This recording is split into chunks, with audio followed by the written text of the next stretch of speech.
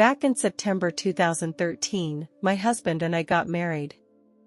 For the first year of our marriage, we were both very happy and joyful. As time went by, the arguments between us became more and more frequent. At one point, I overheard that he was gambling. He didn't deny his behavior and admitted that he owed a lot of money outside. At that time, I still wanted to give him a chance, but he still cheated on me. 3 months later, I received a collection call from my bank. I was shocked and disappointed, and I knew he was continuing to gamble. He even took out a mortgage on our house. These things hurt me a lot and left me feeling very disappointed and miserable. I couldn't believe he would do this, and I felt betrayed. Later, when he knelt in front of me and asked me to forgive him, I felt very conflicted. I wasn't sure if he would really change. I told him that I needed some time to think about this. I needed to leave him for a while, to give me some space and time. He acted disappointed when he heard my decision. He continued to ask me to give him a chance, and he assured me that he would change and would try to make up for his mistake. It wasn't easy to leave him for a while, but I knew it was the right decision. Finally, I told him that I wanted him to take his problems seriously. I wanted him to be a better person and to take responsibility for his actions. Later, I moved to a new apartment and started a life of my own. Although I still felt pain and disappointment, I also gradually found hope and confidence. Although the experience took a toll on me, I also learned a lot from it. I learned how to protect myself. After 3 months, I knew I had to face reality, and I asked my husband for a formal divorce. I decided to work out our financial issues so we could both end the marriage and start a new life as soon as possible. One day, I made an appointment with both my husband and my attorney at home. We discussed in depth the debts and assets involved in our marriage and decided how to proceed with an agreed distribution. I felt that this process was painful because it meant that I had to deal with this failed marriage. My attorney provided me with a lot of help and support during this process to ensure that we reached a fair agreement.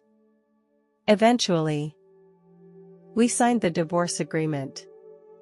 We decided to go through the final divorce the following week. That night, as I was getting ready to wash up and go to bed, I heard someone walk in. I raised my guard, and it turned out to be my husband. I asked him why he had a key to my house, and he didn't answer me. He just stood there silently. I started to get a little scared. I didn't know why he was in my house at this time. I knew he wanted the money on me because he knew I had some money on me. He had mentioned it once before, but I had turned it down. He told me that he needed the money to pay his bills, but I would not trust him again. I knew that he would continue to gamble when he had the money, and that would only worsen our problems. I looked at him and my mood started to get bad. This man used to be the closest person to me, but now he had become a completely different person. This made me very sad. I told him that I would not give him any more money. I couldn't let him ruin my life anymore. He started to assure me that he would change. But I knew that it was too late and I couldn't trust him anymore. After I rejected him, he started to get emotional. He seemed very angry. I began to pray in my heart, God, I need your help. He kept apologizing while he was still trying to get me to borrow money. I wanted to call the police. When he wasn't looking, I ran into the bedroom. I was about to unlock the door when he forced his way into the bedroom. He was screaming at me. It felt like his soul had been taken over by the devil. He picked up the ashtray on the table and smashed it on my head. He yelled out of his mouth, I'm going to kill you. I fell to the floor. I was about to get up and run away when he grabbed me again. Once again, he smashed the ashtray on my head. I had no more strength to resist. My eyes were getting blurry and the sounds around me were getting smaller and smaller. Suddenly, I felt like I was entering a tunnel. I knew that my prayers had been answered. I was ready to receive God's love and guidance. Then a pure light surrounded me and made me feel endlessly loved. The feeling was so real that I felt like I was in the arms of God. I can't describe my current environment in words. God wrapped me with His love. Suddenly, my soul began to move quickly. I appeared in a peaceful environment, which was filled with divine aura. It was a beautiful place. I felt my soul was purified and I no longer had pain and worries. A white gate appeared in front of me and I knew this was where I was going to be. I walked through the gate and was greeted by a beautiful angel. She smiled at me and then led me to a square. I watched as many angels gathered around the square, all of them full of joy and enthusiasm. I noticed that some angels were dancing and others were talking to each other. Their energy filled the whole square and made me feel overwhelmed and happy. The angels told me that this is the welcome square in heaven. Whenever a new soul arrives here, the angels hold a great welcoming ceremony. This square is a place of love where every soul can receive God's mercy and blessing. I looked at the angels around me, and they were all so beautiful. They emanated a pure light from their bodies that made me feel overwhelmingly warm. Each newly arrived soul was dressed in a white robe. The angels told me that this was the traditional dress of heaven, representing the purity and immaculate nature of our souls. Then, these souls walked towards a beautiful fountain. The angel sprinkled the water from the fountain on their bodies. A dazzling light began to shine around them. Then the angels began to play beautiful songs, and their voices floated throughout the square. In the midst of the beautiful songs, these souls began to dance. I could feel their excitement and joy, and they seemed to have completely integrated into this wonderful world. After the welcome ceremony, the angels began to lead these souls into their future living quarters. I could see that there were many different living areas in heaven, and each soul could choose a place that suited them to start their new life. There was a beautiful garden with all kinds of flowers and trees. Souls can relax here and immerse themselves in the beauty of nature. In the center of the garden, there is a small lake with very clear water. Each soul can enjoy their personal time here alone. I also saw a dense urban community where people interact and learn. The buildings are very distinctive.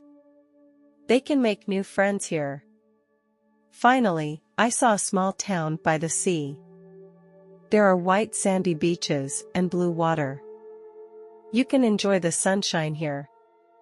There are also many special handicrafts in the town. Each living site has a unique charm. The souls can choose a place that suits their interests and preferences. When I was ready to explore other areas, the angel beside me told me that there were some places I could not go right now. When I was confused, the angel smiled and said to me, "You can go see the gardens here, and you can also go for a walk by the river." Then, we walked to a river.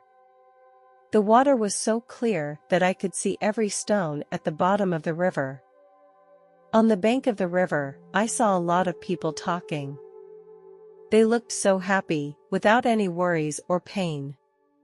Led by the angel, we came to a huge library with countless books inside. The angel told me that all the history of human past was recorded here. In every corner of heaven, I could feel the endless peace and happiness. The angel took me to another building. She told me that this was the place that belonged to God. Curious, I asked the angel if I could go in now. The angel smiled and told me, "Your time has not yet come, and it is time to take you back. Your mission is not yet complete." Although a little lost, I knew it was God's will and I should obey his arrangement. The angel guided me back into my body and I felt my breath and heartbeat again. When I opened my eyes, I felt a strong pain. I saw my husband sitting on the floor, his hands were covered with blood, and his body was trembling. He cried and said to me, "Please forgive me, what have I done? What have I done?" He kept repeating this phrase. Looking at him like this, my heart was also filled with confusion. I now had no strength to speak, and could only look at him silently. Suddenly, he knelt down and begged me not to call the police. His tone was full of helplessness and fear. Finally, he helped me call the emergency number. When I was taken to the hospital, I immediately reported the incident to the police. My husband was arrested for malicious wounding. The divorce proceedings were quickly completed and I felt like I was out of a nightmare. I no longer felt scared because I knew I could be strong and face any difficulties in my life. Later, I joined a charitable organization that provides support and assistance to those who are victims of domestic violence. These efforts made me feel meaningful and made me appreciate what I had even more. I didn't know why my ex-husband had stopped his violent behavior. 8 years later, I got my answer. That day, I received a phone call from a stranger. The man's voice sounded both strange and familiar. It turned out to be my ex-husband, who had found my contact information. He started apologizing to me over and over, asking me to forgive him and saying that he didn't want to go to hell when he died. I was shocked when this call came in. He began to recount the scene from that night. He was holding an ashtray and wanted to continue bashing me over the head. Suddenly, he felt an invisible force that stopped him. He saw a dazzling light, and then a man dressed in white appeared before him. He thought it was God incarnate. This person asked him, "Are you sure you want to kill your wife?" He was feeling as if he had been electrocuted, and his whole body was stunned. He didn't know how to answer. The man in white said, "Do you want to be forgiven by God? Then go and save your wife." He realized he was doing something wrong and stopped his violent behavior. He called the hospital. I listened to the voice on the other end of the phone and it was like I was back to that night. I told my ex-husband that I forgave him and wished him a happy life. Although the call brought back memories of that horrible experience, it also showed me some of the warmth and humanity. I hope he will continue to change and become a better person.